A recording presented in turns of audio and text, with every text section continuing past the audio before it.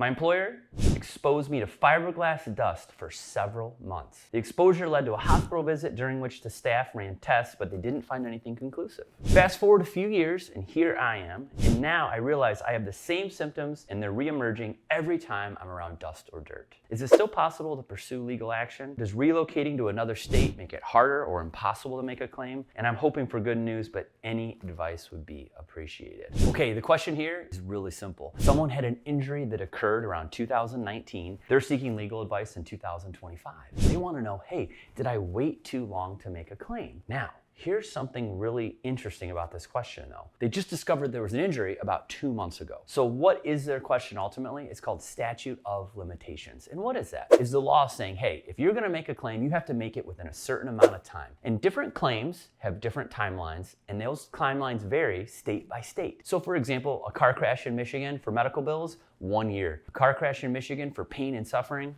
3 years. Medical malpractice in Michigan, 2 years generally, and all of those situations have different tolling provisions or exceptions. Here, we've got an on-the-job injury that occurred 6 years ago. They generally feel like they discovered it within a couple months. This is the kicker here. Depending on the state, some laws allow for a discovery period where it extends the statute of limitations. For example, in medical malpractice, there's a 6-month discovery window.